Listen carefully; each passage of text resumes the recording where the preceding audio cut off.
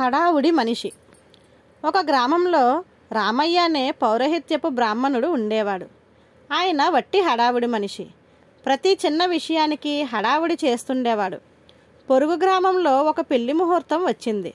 పౌరహిత్యానికి రామయ్యను పిలిచారు. ఆయన ఎంతో ఆనందపడిపోయాడు. హడావుడి మనిషి కావటం చేత రామయ్య కోడి కూయకముందే లేచి పక్క గ్రామానికి బయలుదేరుతూ తన భార్యతో, "ఒసే, నేను బయలుదేరుతున్నాను, తలుపు వేసుకో, దొంగలు రావచ్చు, జాగ్రత్త" అని 1-2 సార్లు అన్నాడు. రామయ్య భార్య లేచి తలుపు వేసి వచ్చి మళ్ళీ పడుకున్నది.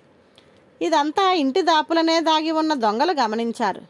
వాళ్లకు తెల్లవార్లు ఏదీ దొరకలేదు. రామయ్య వెళ్ళిపోయాడు. ఇక ఇంట్లో ఆయన భార్య తప్ప ఇంకెవరూ లేరు. ఇంకా జామురాత్రి మిగిలి ఉన్నది. రామయ్య ఇంటికి కన్నం వేస్తే ఇంకేమీ దొరక్కపోయినా బియ్యమైనా దొరుకుతాయి.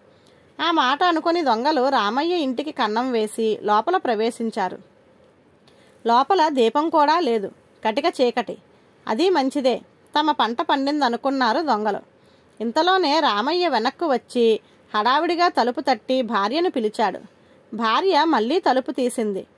"తలగొడ్డ మర్చిపోయాను" అని రామయ్య తలగొడ్డ తీసుకొని మళ్ళీ బయలుదేరాడు. రామయ్య భార్య తలుపు గడియపెట్టి మళ్ళీ పడుకున్నది. ఆమెకు కాస్త కునుకు పట్టడానికి వ్యవధి ఇచ్చి దొంగలు చీకట్లో బియ్యం బాన ఎక్కడ ఉన్నది తడివి చూసి దాని పక్కనే ఒక గుడ్డ పరిచారు. బియ్యం అందులో పోసుకొని తీసుకుపోదామని వాళ్ళ ఉద్దేశ్యం. ఇంతలో రామయ్య మళ్ళీ హడావిడిగా వెనక్కి వచ్చి తలుపు తట్టుతూ భార్యను పిలిచాడు. భార్య వెళ్ళి తలుపు తీసి, "ఈసారి ఏం మరిచారు?" అన్నది. సంచి మరిచాను, కాస్త వెళ్ళి తీసుకురా" అన్నాడు రామయ్య. రామయ్య భార్య బియ్యపు బాన పక్కగానే వెళ్ళి వంకెనున్న సంచి తీసుకొని వచ్చి భర్తకిచ్చి తలుపు మూసింది. సంచి కోసం ఆమె వెళ్ళేటప్పుడు దొంగలు దూరంగా తప్పుకొని నక్కవలసి వచ్చింది.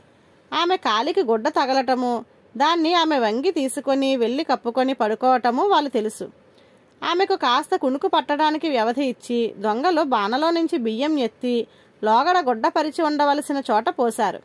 బాన దాదాపు ఖాళీ అయింది. బియ్యం మూట కట్టడానికి గుడ్డ చెంగుల కోసం నేల మీద ఎంతసేపు తడివినా అవి దొరకలేదు. తాము నేల మీద బియ్యం పోసిన సంగతి వాళ్లకు తెలిసి వచ్చింది. ఇప్పుడు ఏం చేయాలా అని వాళ్ళు అనుకుంటుండగా హడావుడి రామయ్య 3వసారి తిరిగి వచ్చి తలుపు తట్టాడు. భార్య వెళ్ళి తలుపు తీసి, "అప్పుడే తెల్లారిపోయిందే, ఇక నేను పనులు ప్రారంభించవచ్చు" అన్నది. ఈ మాటలు విని దొంగలు హడలిపోయి కన్నంలో నుంచి జారుకున్నారు. ఆ తొందరలో వాళ్ళు తమ వెంట ఉన్న డబ్బు సంచి రామయ్య ఇంటనే వదిలేసిపోయారు. రామయ్య ఈసారి తాను తీసుకోవలసిన వస్తువులన్నీ ఒక్కటి వదలకుండా శ్రద్ధగా తీసుకొని సకాలానికే పొరుగురు చేరాడు. ఆయన హడావుడి ఆయనకు తెలియకుండానే ఈసారికి ఎంతో లాభించింది. ధన్యవాదాలు.